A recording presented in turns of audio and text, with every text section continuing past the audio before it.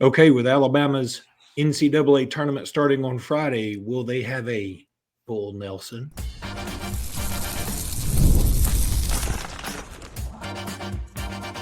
You are Locked On Bama, your daily podcast on the Alabama Crimson Tide, part of the Locked On Podcast Network, your team every day. Hey, everybody, and welcome back into Locked On Bama. HSA Radio Network's Luke Robinson, that's me. Alabama internet legend Jimmy Stein, that's him. And he just wowed me. I mean, he went from no cap to cap. I did. No cap, Jimmy. No cap. Listen, this episode is brought to you by Nissan. Appreciate Nissan. Want to thank you every day for being here every day. Thank you newbies for being here today. And thank everybody for making this your first lesson every single day. Jimmy, feels like Alabama is very, very, very, very, very optimistic about Grant Nelson and his possibilities of playing in the NCAA tournament as soon as this weekend, potentially even Friday, even though this is just Luke talking. I'm okay with saying, hey, Grant, see you Sunday, bro. Here's my guess. Based on what I'm hearing, based on what Coach Oates said, I think what you do is you're going into Friday hoping not to play Grant Nelson. That, like, all right, let's come up with another lineup. Let's put in Jaron Stevenson, as I suppose, who's going to end up with a lot of these minutes. And let's see how the game goes. Diabate is going to play more minutes. And you just hope that it goes really well and you don't need him. So I think Grant is a break glass in case of emergency type situation for Friday. Now for Sunday, you hope that he's a full go, because it's very difficult for me to imagine Alabama being successful Sunday without Grant making a significant contribution. By the way, I love that break glass in case of emergency. That was good done by you. Thank you. Thank you. Yeah. I stole it from a fire extinguisher setup I saw at a hotel once. I did the SEC show last night where Locked On Squad, SEC, as we call it, SEC Squad, and we had our buddy there who does Locked On Vanderbilt. By the way, Corey. Yeah, Corey's a good dude. We did just get Mississippi State host, like we hadn't had one for a while, and they're gonna try and do two hosts too. So Landon and Jaron. Hey, look, quit showing off that you know everybody's first name. I'm learning what I can learn. Okay, I'm showing off in the sense that I have spent some time trying to learn this, so I've got to show it off to someone. I've spent some time trying to learn. Now, I mean, I kind of know everybody, but it is when you're talking about, we got the whole SEC covered now, so it's hard to say, okay, Zach, he's the Auburn guy, and Corey, he's the Vanderbilt guy, Brandon, he's the Florida guy, and such and such. So we got to know all that. So we feel like Grant's going to be okay. And again, I hate saying it this way. I feel like Alabama should make the Sweet 16 with or without Grant Nelson. From that point forward, I think we definitely have to have Grant Nelson, okay, to move forward. And we'll talk about the national perspective in the second segment. For some reason, there was a rumor about Mark Sears' health. And I think Mark Sears is fine. I have not heard anything to the contrary. I've asked around. Nobody's told me anything else. And I think the conventional line of thought was that, he didn't play as much in the second half of this Florida game. And instead of my saying, I'm going to assume an injury, I'm going to assume, hey, we kind of knew what we were up against and why have him out there. In fact, I was totally on board with letting Aiden Holloway get those extra minutes. I mean, shoot, let's let him get some more experience and sort of take the beating out there a little bit and be ready for this thing. I mean, that was my way of looking at it. I didn't look at it another way. I think they call it in the NBA load management. True. That's what they call it. And I think there might have been a little load management there in terms of, gosh, we've played a lot of minutes. We got to remember, again, it's an overarching theme for me for this whole season. You go into it with 13 guys. Well, you'd make the decision to redshirt Nas Cunningham, so that's 12. Latrell Wrightsell is lost for the year. That's 11. Houston Mallett can't go because of the knee. That's 10. And he did kind of go, so it's not kind of went for a little bit. Yeah, there's some people who will say, well, Houston Mallett doesn't count because we were always planning to redshirt him. No. Kind of and kind of not. Well, we were, and then we Yeah. got short, and then he tried to play, and it didn't work out. Right. So then you got 10, and that 10 includes Darion Reed, who knows what his availability is, and now Grant Nelson. So you're really down to 8 guys playing a ton of minutes all season long, and there really needs to be some load management. Now, the good news is in the NCAA tournament, the most you play is 2 games in 3 days instead of back-to-back days, and then you get the week rest in between. So it shouldn't be a situation where it's getting worse. The fatigue actually should be improving now, but they still got to get out there on Friday and hopefully Sunday. But I'm thinking, Luke, my thinking is if we see Grant on Friday, it would be very limited minutes. And with the goal being, hey, let's see if we can't get a full Grant Nelson on Sunday.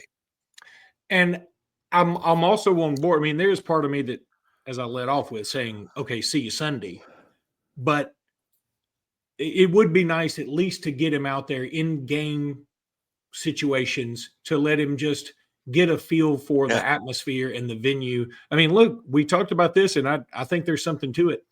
Mark Sears from the 3-point line in Nashville wasn't pretty. It wasn't pretty, period. Like anytime he's played there. So I think there is something to say for getting out there, getting a feel for the place. And we also are going to need, look, Grant Nelson was a huge part of our making the Final Four last year.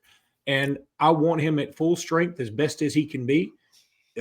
Nate Oates said it best yesterday. It seems like we dodged a bullet with this knee thing. Yep. And they were worried. They were worried initially. I do know that from the inside. There was concern early, like Grant might be out for the tournament.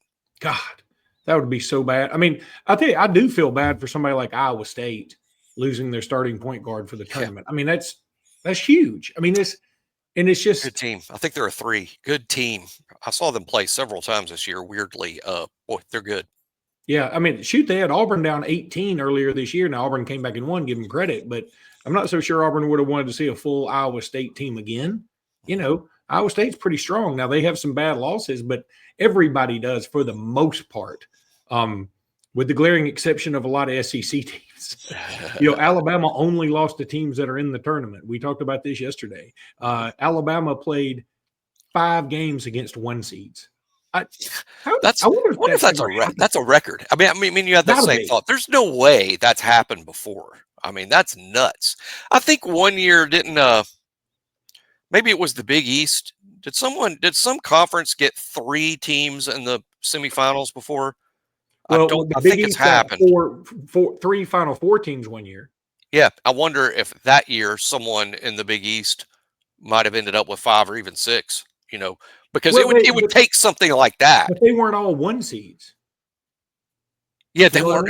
Yeah, right. They just ended up semifinalists. Well, I think I guess what I'm getting at is that a lot of people are comparing 2024 SEC or 2025 SEC to 2011 Big East because there was 11 teams from the Big East that got in 2011. So I'm wondering, I don't know how many of those were 1 seeds, but that's the only thing that comes to mind when I think, could anyone else have possibly done this? I doubt it. I think that's probably some sort of a record. We'll have to consult the good people at Guinness, where they keep the Book of World Records. Oh, shoot. I was going to go see the beer people. You go see the world record people. I'll go see the beer people. I think they're the same people. All right, I need to tell everybody about Nissan now. Appreciate Nissan always being here. They make great cars. They do. They do. The Armada Team of the Week is brought to you by our friends at Nissan and the all-new 2025 Nissan Armada. Each week, our locked-on college basketball experts are picking one team that stands apart from top-seeded stars to the unexpected upset. These guys showcase the strength and sheer power needed to push their team forward.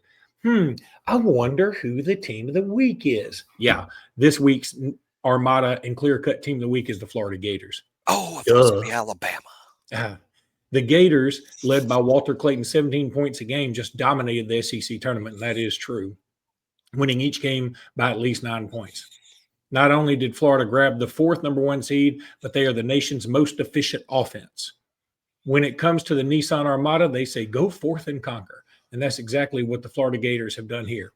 It's clear that our team of the week, the Florida Gators, is out here ready to conquer the road and do it with confidence, just like you can with the all-new Nissan Armada or any of Nissan's outstanding vehicles. Take the Nissan Armada, Rogue, or Pathfinder and go find your next big adventure. Shop NissanUSA.com.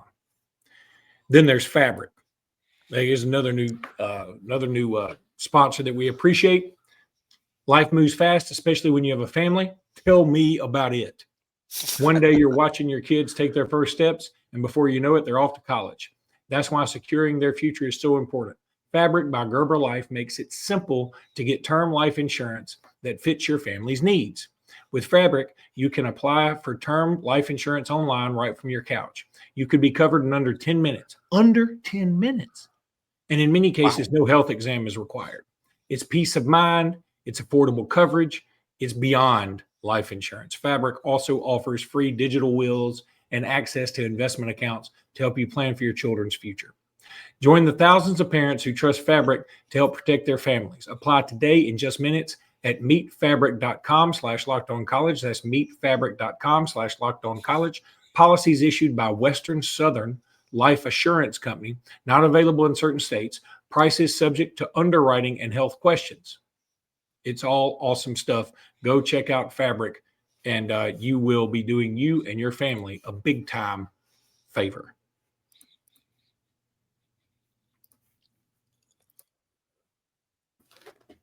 Okay, so national perspective on the SEC and Alabama.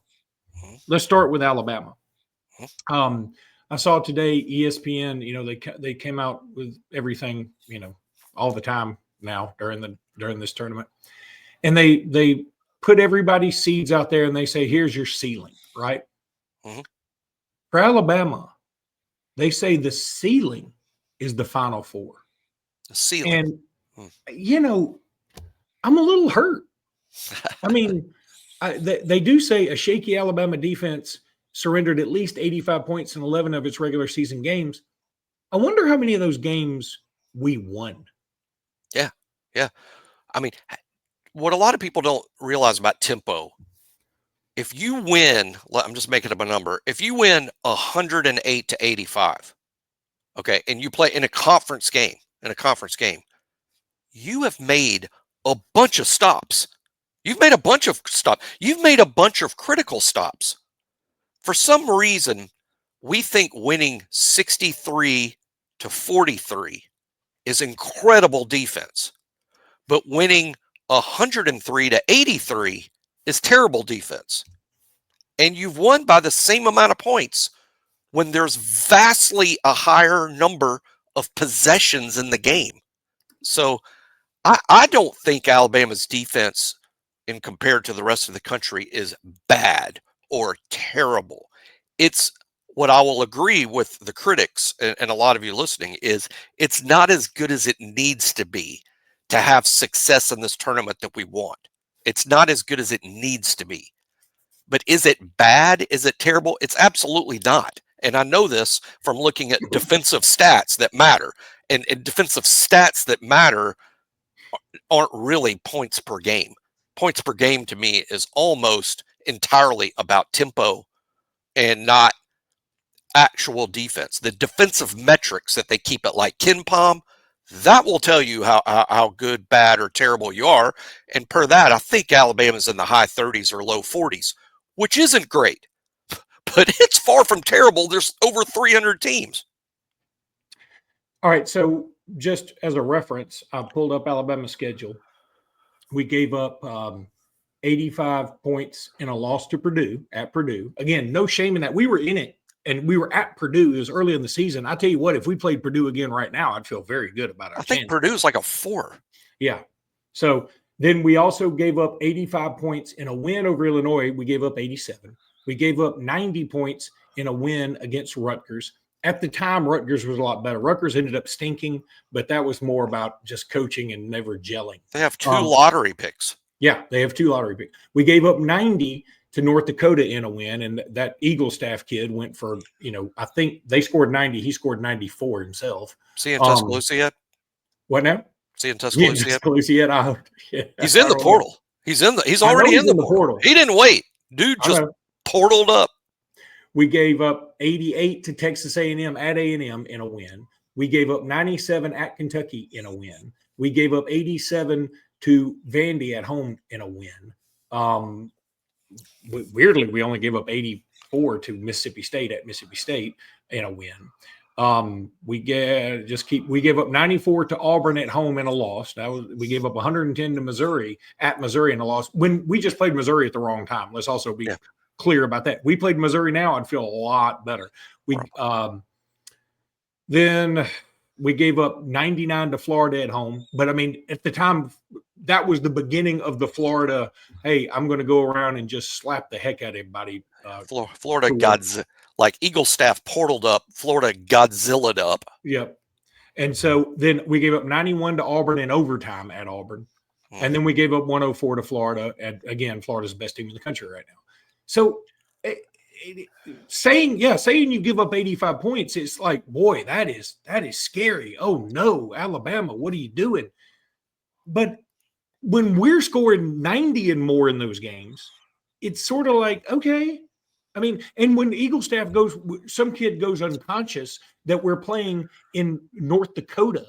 I mean, I don't know. It doesn't bother me quite so much. You ever notice to me, and I think this is it's a similar point that's on this point. You ever notice how like football scores are iconic, but basketball scores are not? Like, for instance, I could tell you right now without looking at anything, and I'm not looking at this, in 1992, Alabama beat Miami to win the national championship 34-13.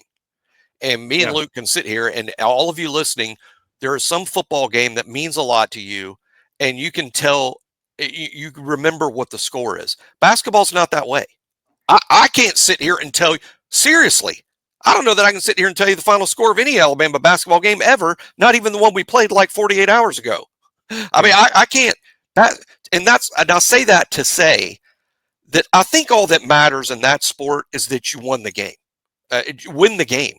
Why does it? I don't think it should matter whether you won 68-60 or 88-80. You just won both games. And again, I think tempo has a lot to do with scores. Now, what's interesting about tempo is you're about to play 3 teams in a row, perhaps, if you play Robert Morris, St. Mary's, and Wisconsin, that play to a slower tempo than Alabama does, especially St. Mary's. And tempo is going to be a major story. Who controls the tempo may come out on top in those games. One other thing I wanted to mention, Danny Kanell having his typical come apart about the SEC getting so many teams in. And it's hilarious to me because, first of all, if anybody should be complaining about anybody getting in, it's North Carolina from where? The ACC. If you want to have a problem with Texas getting in, and I've seen some people say, there were some folks having a problem with Oklahoma getting in. Like, if you lose 12 conference games, you shouldn't get in. See, that line of thinking is so dumb to me. Like, it depends on the conference. Like, if you lose 12 games in the Mountain West, of course you don't get in. Of course you don't. Give me a break. But if you're Oklahoma and your schedule includes at Auburn, right, at Alabama, I mean, we're talking. I guess Oklahoma played Florida. They played number 1 seed. They played Auburn, a number 1 seed. They had to play. They didn't. I don't think Oklahoma played Duke. But and who's the other number 1 that I'm missing? Houston. I don't think Oklahoma played Houston. But they played Alabama a 2. They played Tennessee a 2. I mean, Oklahoma had a really rough go of it, and that's why you can't do this tournament the way you do the NFL or the NBA. By the way, just for those who want to say, hey, it's specifically how you finish in your conference. This is where I know the Orlando Magic beat the Cleveland Cavaliers the other day, and Cleveland was like on a 16-game streak. But you do know Orlando has a pitiful record, right? Bad losing record. And they're going to get in as an 8 seed right now. Right. That's disgusting to me. You know, Danny Kanell is? He's like a movie critic, and he sees that all the other movie critics are well known in the industry, and he's not. So he's like, how can I become better known as a movie critic? He's like, I know. I'll be the one guy that says Timothy Chalamet sucks. I'm the Timothy Chalamet sucks guy. So he's going to write like these whole multiple hit pieces on he overacts. That wasn't a good Bob Dylan impersonation. Dune was a terrible movie. He's only winning the award because he dates a Kardashian, and that's why he's famous. He's the kind of guy who's like, I wish they hadn't even tried to save Private Ryan. I wish they just let him go. I don't even think the kid's French. That's what he's saying. So Kanell is the Timothy Chalamet sucks guy, because that's how he would get attention. If you're a movie critic and you wrote that, you would get a ton of attention, because all the other movie critics, rightfully, are like, this kid's probably the greatest actor of his generation. But the first guy that says he sucks is going to get a lot of attention. I think that's Kanell. Danny Kanell's like, in my perfect movie, the Titanic doesn't even sink. Everybody gets a lifeboat. One more thing about the NCAA tournament. ESPN has put out the top 50 draft prospects in the tournament. Here's something that just top 50 draft prospects. Probably only 20, and probably only 25 of these guys are going to get drafted, right? 25 or 35. Now, speaking of that, number 25 is LeBaron Philon. Oh, how about that? Which I'm going to tell you something. I kind of like it. I think he's gone. I do think he's gone, but I like the fact that he's only 25 in this list of teams who make it, because Rutgers has two guys that are in the lottery and they aren't in it. Because this list isn't counting all the Europeans that are going to get drafted. Right. And the handful of players that are really good that didn't make it into the tournament. Here's the other thing. Grant Nelson's on this list. Mark Sears is not. Guess who else isn't on it? That just blows my mind. And here's Luke Flag doing the prayer emoji he gets in the portal. Josh Hubbard. I don't think it's crazy to suggest that Hubbard could be a portal guy. Now, earlier this season, I think I said out loud, there's no way. I've changed my mind, and I have the constitutional right to do that. I think I wouldn't rule out Hubbard getting in the portal. Do I think he will? No. Do I think he might? Maybe so. If I just want to know what his number is, and then I want to know if we can meet it. I would have a hard time imagining that. I can see Alabama being interested, maybe in Eagle staff. I mean, we've joked about it. They'll certainly be interested, I think, in Woolry from Kennesaw State. Oh, yeah. I think that is – because I hate guesstimating on stuff like this, because there's so many factors that we're unaware of. What is the number? I mean, if the kid's going in the portal because he wants to, hey, I'm probably not going to play in the NBA. This is my one chance to cash out. Alabama's probably not the landing spot for a guy like that. Yeah. But so we don't really know the motivation. But if the motivation is, I want to win, I want a bigger platform, I want to go home and play for my favorite team, I want to play in a different style of basketball, I want to play for a system that develops me, that could all be Alabama.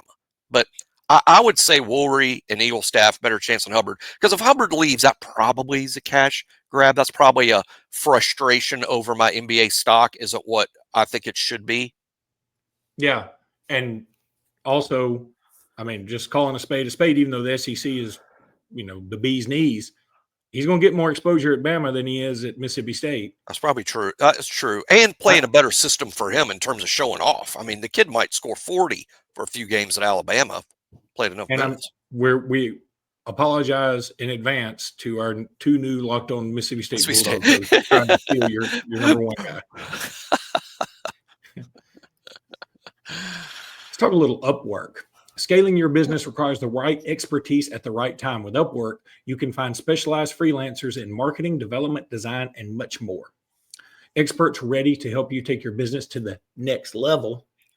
Upwork gives business flexibility by connecting them with top freelance talent across multiple industries, including IT, AI, web development, and marketing. Whether you need extra hands for a project or a long-term partner, Upwork makes hiring simple and affordable. It helps you find the right talent. It's fast and easy hiring, by the way, and it's cost-effective growth. Visit Upwork.com right now to post your job for free at Upwork, UPWORK.com. Upwork.com to connect with top talent and grow your business today. The NCAA tournament is here, and so is the bracket breakdown. Locked On Podcast Network and Amazon Fire TV channels are teaming up to deliver NCAA tournament coverage like never before. Watch studio shows featuring former players and Locked On's local experts as they guide you through every upset, buzzer beater, and bracket matchup. Stream it all for free on Amazon Fire TV channel. Search Bracket Breakdown to see it all for free. It's your team every day. Once again, we'd like to thank Yanni for being on our basketball. Or what did I call? Was it Yanni we called him? Kenny G. Kenny G. So I don't even, there's nobody who even knows what Yanni is. There's some Zach Brown to the other guy a little bit. All right, so Jimmy, practice kicks back off today. We got some visitors. We're going to talk about the visitors later on. We'll do another pod this afternoon, by the way, guys. So yeah, we're football practice. There's a Kalen DeBoer press conference today, so we'll be back to bring you what Kalen DeBoer said and what we think it really means. That sounds like a segment title to me. So what are you looking for? What do you think Kalen DeBoer is going to say today? Glad to be back. Hey, here's one thing that let's acknowledge this because this could go the other way. You remember in the old days, our players would leave for spring break and we would be like, oh no, someone's going to get in trouble. Someone's going to get arrested. Someone's going to get kicked off the team. There's going to be a thing. And there was not too many ago with the Tony Mitchell situation down in Panama City Beach, right? Fast forward to the NIL era. As much as so many fans love to hate on these kids, you know what most of our football team did for spring break? I'm sure some of them, and I hope that they did, went to the beach and had a few beers. I hope that they did. I hope that our kids got to act like, kids. That would be fantastic. But you know what most of them did? They took their NIL money that's so evil and they used it to pay private trainers. And they continued to train and work on football spring break with their own money paid to these private coaches. And none of them got arrested. None of them got in trouble. And I think we ought to call that out because you know what we'd be talking about if one of them did get in trouble? That's what we'd be talking about all week on the show is that someone got in trouble. So shouldn't we also call attention to the fact that not only did none of them get in trouble, they used their own money on training during their week off from football. And I just think we should call them out for being great players and great kids and dudes and people we should be proud of and not just mention it when they get in trouble like a defensive back did, about 3 or 4 years ago. Well, you've already said his name. Don't I did. Now I'm trying to backtrack. Now I'm trying to say, those arrests are. Remember when Moni Titchell? No, that's too obvious. Let's go with Tony Mitchell. Got in trouble. Anyway, yeah. So, what do you want to hear about today? What would you like for the board to say? Guys back. I mean, we even had a couple guys like Wilkin Formby, for instance, missed I think the entire first week because he was sick. I mean, and I gave Jackson Lloyd. We talk about Jackson Lloyd was a standout. Well, he was getting a lot of extra reps even with the ones because Wilkin Formby was sick and out. We need all hands on deck as much as there can be because not only do those guys need the work, you got to fill out a first team and a second team and try to get something out of the first scrimmage, which is a week from Thursday. So I think getting the team ready so that the scrimmage on March 27th can be a productive way to spend time and not just, wow, some of these walk-ons surprised me working with the ones. So I think just getting all hands on deck. For one thing, or as much as there can be, because we do know 11 players are either out or limited. All right, so we will be back this afternoon later on to talk about what happened at practice, talk about what DeBoer said, and if there's any other news, updates on Grant Nelson, whatever, we'll talk about all that too. So until then, roll tide, everybody. Roll tide.